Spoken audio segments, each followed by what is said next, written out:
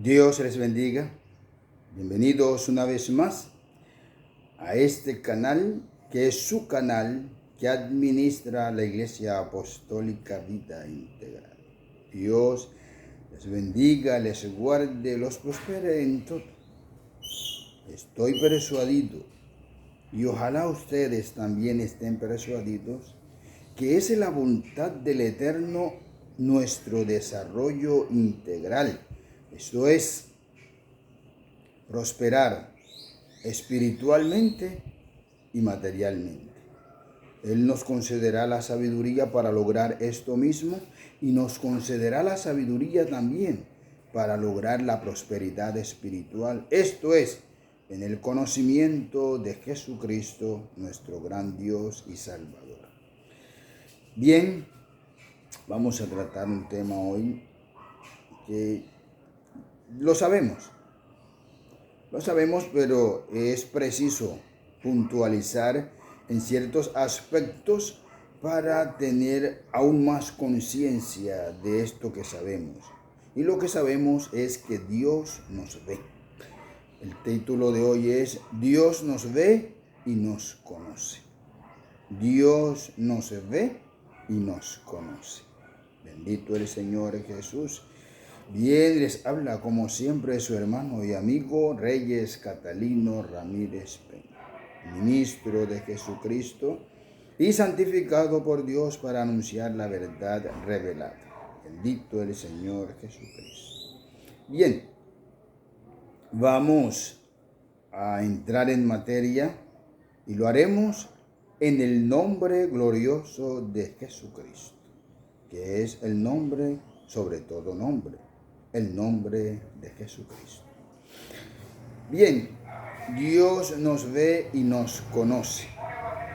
Vamos a leer, aquí lo tengo anotado en mi libreta de apuntes. Por favor, Biblia, lapicero, libreta de apuntes. Es importante tener memorias. Bien, vamos a leer en el Evangelio según San Juan, capítulo 1, versículos 47 y 48. Evangelio según San Juan, capítulo 1, versículos 47 y 48. Bien, leamos, por favor, lea conmigo. Cuando Jesús vio a Natanael que se le acercaba, dijo de él: He aquí un verdadero israelita en quien no hay engaño. Le dijo Natanael: ¿De dónde me conoces? Respondió Jesús y le dijo: Antes que Felipe te llamara, cuando estabas debajo de la higuera, te vi. Le dijo Natanael: ¿De dónde me conoces? Respondió Jesús y le dijo: Antes que Felipe te llamara, cuando estabas debajo de la higuera, te vi. Bendito el Señor Jesucristo, santo es su nombre. Bien, estos dos versículos se desprenden de una situación que Jesús está viviendo con sus discípulos. Jesús ya había hecho muchos milagros. Los discípulos, Felipe en especial, decide anunciarle a Felipe decide informarle a Natanael que habían encontrado al Mesías. Solo que el Mesías provenía de Nazaret, porque recuerden que Jesús le llamaban Nazareno, por ser de Nazaret. En cierta forma ese era el apellido de Jesús, Jesús de Nazaret. Recuerden que los apellidos antiguamente se desprendían de la región de donde era la persona. Así tenemos a Jesús de Nazaret, Pablo de Tarso, etc. Bien, cuando Felipe le comenta a Natanael que habían encontrado al Mesías. Natanael, conocedor de las regiones, viene y le pregunta a Felipe, ¿de Nazaret puede salir algo bueno? Felipe no le responde y le dije, mira, ven y ve. Como si dijera en nuestro lenguaje, no te estoy pidiendo que me creas, solo estoy pidiendo que me acompañes para que tú personalmente le conozcas. Natanael acompaña a Felipe y estando a una distancia de tiro de piedra donde podía ser escuchada la voz de Jesús por Natanael, Jesús viene y le plantea el primer tema que estamos tratando. Dios nos ve. Viene y nos conoce. Dios nos ve y nos conoce. En el primer versículo se plantea el asunto de Dios nos conoce. Cuando Jesús vio a Natanael que se le acercaba, dijo de él, he aquí un verdadero israelita, en quien no hay engaño. He aquí un verdadero israelita, en quien no hay engaño. Ante esta afirmación nazarena, Natanael se extraña y surge la pregunta consecuencial a este estado. ¿De dónde me conoces?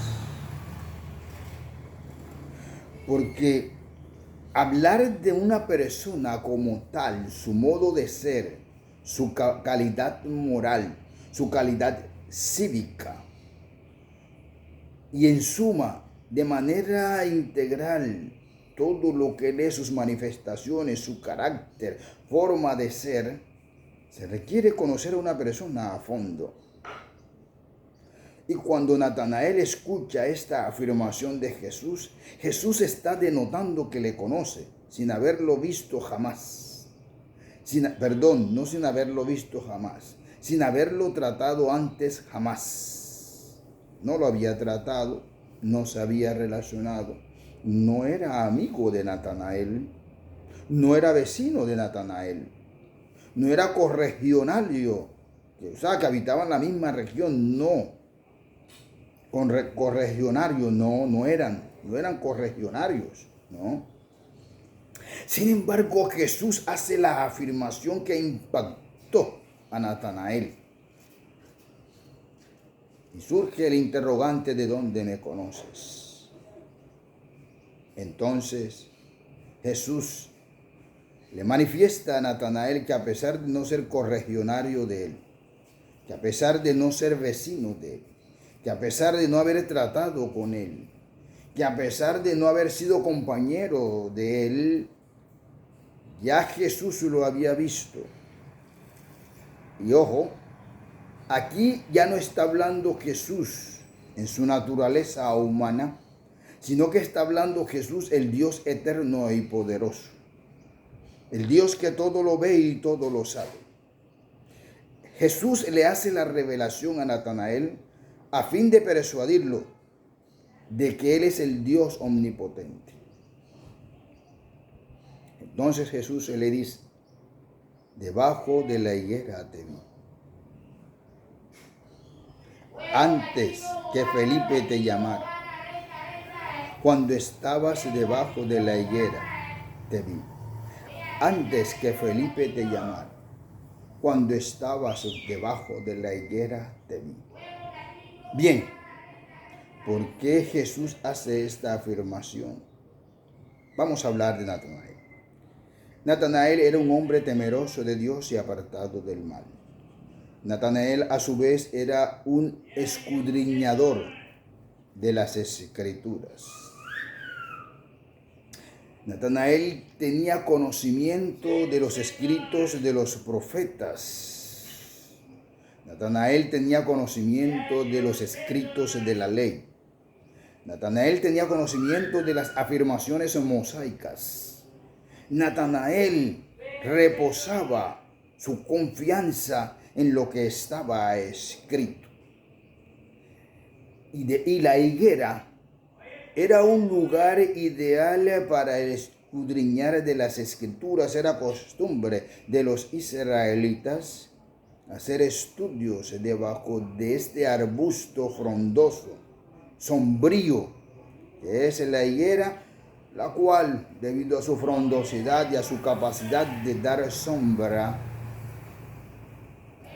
y teniendo en cuenta la inclemencia del tiempo, es decir, las altas temperaturas de estas regiones, ese frescor de la higuera era un lugar muy agradable para estudiar las escrituras y tener encuentros con el Eterno.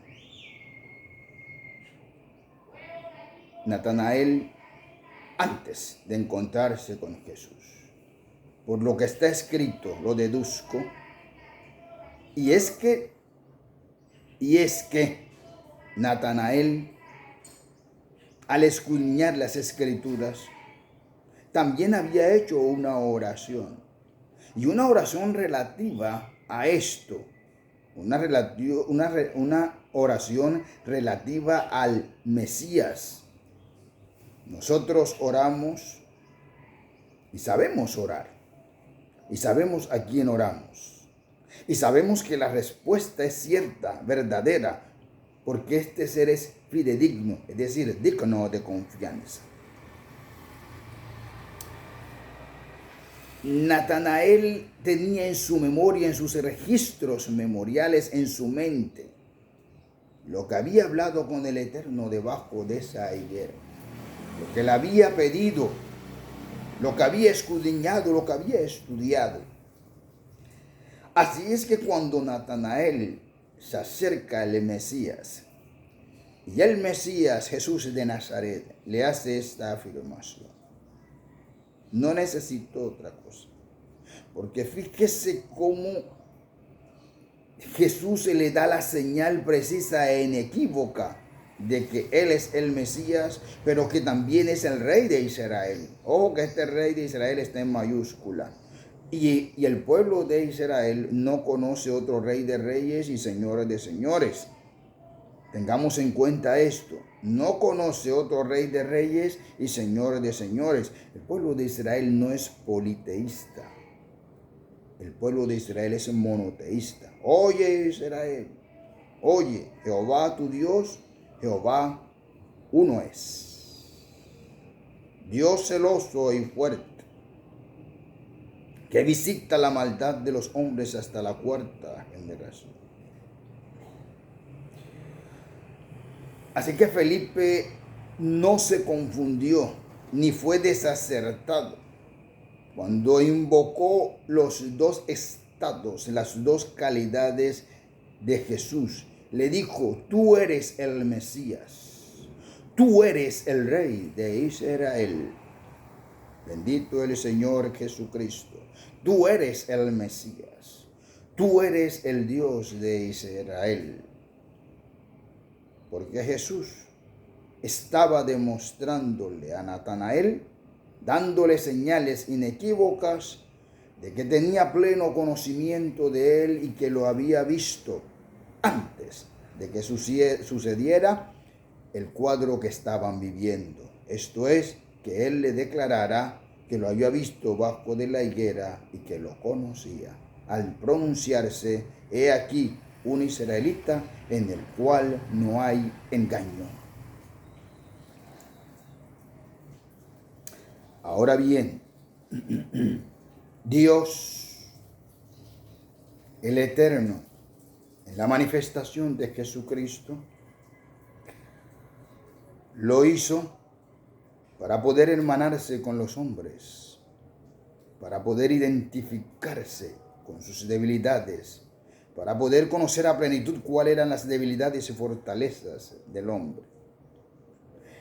No que él no lo supiera, sino que quiso a sí mismo vestirse de humanidad para ser semejante en todo a sus hermanos.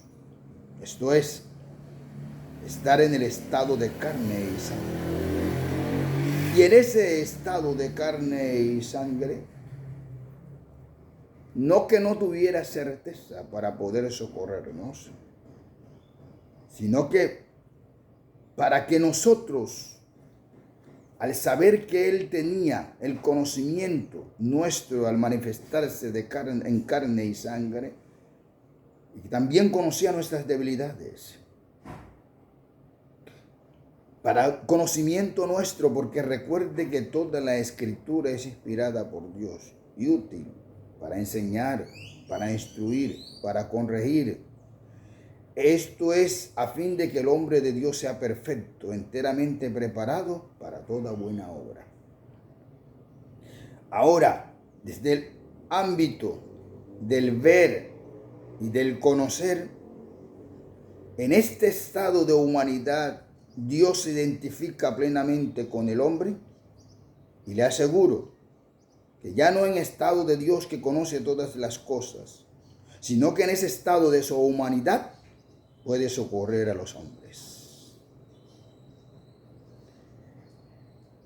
Y esto es tan cierto que cuando el hombre le busca al Eterno, el hombre, Dios, lo conoce a tal grado que no solamente puede hablar acerca del presente de ese hombre que conoce, sino que puede hablar del pasado de ese hombre que conoce y puede hablar del futuro de ese hombre que conoce. Prueba de esto nos lo da el artículo. Vamos a leer, por favor, vamos a leer. Prueba de esto nos lo da el artículo. El capítulo 18, versículos 17 y 18 del libro de Génesis. Génesis, capítulo 18, versículos 17 y 18. Allí la Escritura nos permite tener certeza de esto que estamos afirmando, que Dios tiene capacidad para conocer al hombre, su pasado, su presente y su futuro, y verlo siempre, porque Él está sentado en las alturas y sus ojos observan toda la tierra. Le es indistinto el día y la noche. Le da igual que sea de noche o que sea de día, pues Él no es afectado por las tinieblas, tampoco le favorece la luz para poder apreciar los colores y las cosas. Su mirada no está afectada por el tiempo, su conocimiento no mengua por los años. Él es absoluto. Así es que en este estado de absolutez, más también en el estado de comprensión, porque Dios comprende al hombre, y a partir de esa comprensión del Eterno, Él valora al hombre a plenitud. No es cierto que Dios quiere ver al hombre siempre humillado y cabizbajo ante su presencia. No es cierto. Sí es cierto que el hombre, el término humillación en el contexto Dios-hombre, se refiere a la obediencia que el hombre debe tener a la palabra del Eterno. Pero no es cierto que Dios quiera ver al hombre siempre cabizbajo y arrastrándose de rodillas, como si estuviera cumpliendo una manda permanente. No. Dios quiere que el hombre atesore la palabra de Él en su corazón y a partir de ese atesoramiento, su relación con Él sea perfecta. Bien, esto era Abraham. Abraham atesoraba la palabra del Eterno en su corazón. Abraham no solo estaba dispuesto a obedecer Él, sino que estaba dispuesto a enseñarle a todas sus generaciones para que conocieran al rey de Israel, como afirmó Natanael. Por ello, Dios, teniendo pleno conocimiento de esto, caviló en sí mismo y dijo, por favor, Génesis capítulo 18, versículos 17 y 18. Por favor, leámoslo. Dice el Eterno, dijo Jehová, ¿encubriré yo a Abraham lo que voy a hacer? ¿Encubriré yo a Abraham lo que voy a hacer? ¿Encubriré yo a Abraham lo que voy a hacer? Mire cómo Dios cavila para con un hombre que sabe y le conoce y sabe que es íntegro, a pesar de la imperfección de Abraham. A pesar de las imperfecciones de Abraham, Dios lo considera, lo califica, lo cualifica, es la expresión exacta, lo cualifica como un amigo de él, y en el cual serían benditas todas las familias de la tierra. Eso lo afirma en el versículo 18. Dice, encubriré yo a Abraham lo que voy a hacer, versículo 17. Versículo 18. Habiendo Abraham de ser una nación grande y fuerte, y habiendo de ser bendita en él todas las naciones de la tierra. Habiendo Abraham de ser futuro una nación fuerte, grande, y viene la bendición que él mismo le había otorgado. Fíjese cómo, si bien Dios le otorga la bendición, ya no hace mención que es él quien lo hará, sino que es en la persona de Abraham que se harán todas las cosas a partir de él. Para demostrar el Eterno que conoce al hombre, que conoce a su siervo, que conoce a su elegido, y que a partir de ese conocimiento le adjudica de manera directa todas las bendiciones consecuenciales a ese estado de bendecido por el Eterno. Bendito el Señor Jesucristo.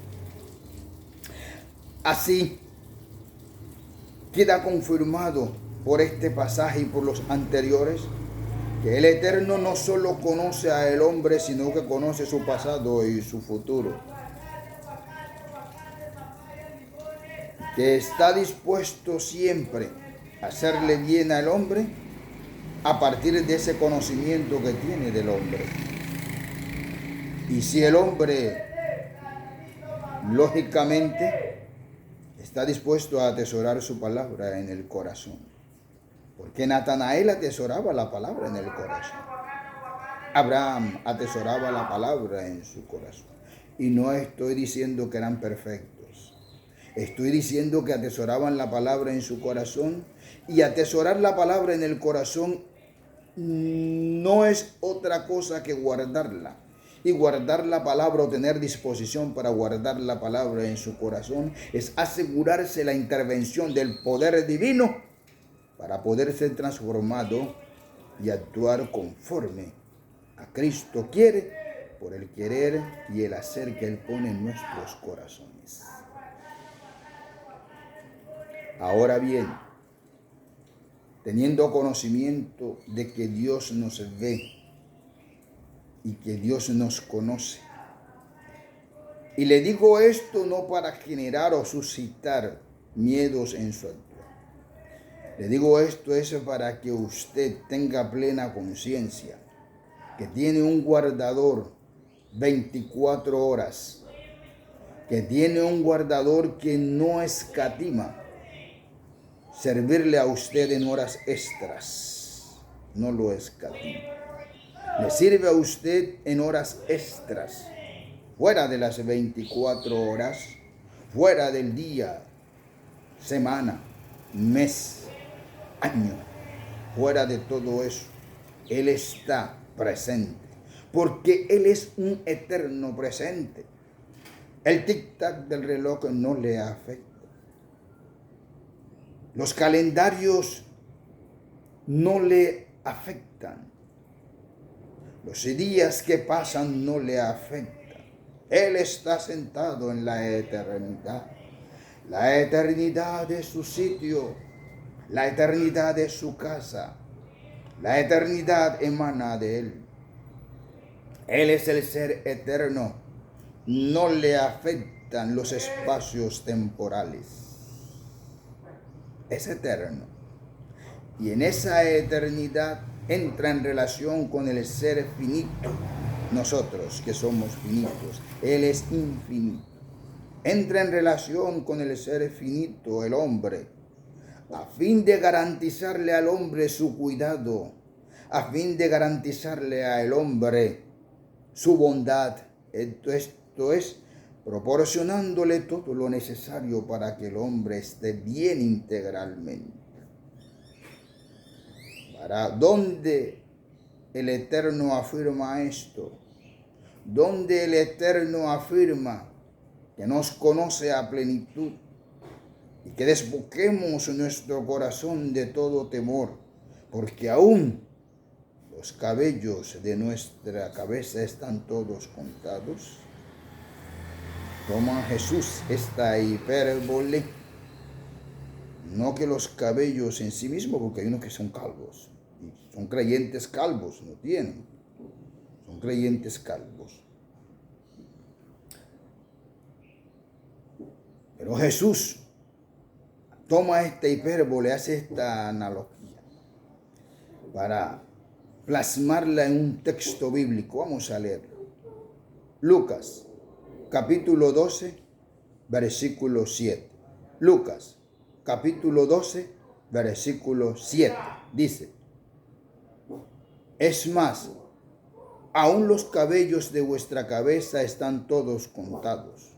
No temáis vosotros, no temáis, vosotros valéis más que muchos pajarillos. Es más, aún los cabellos de vuestra cabeza están todos contados. No temáis, vosotros valéis más que muchos pajarillos.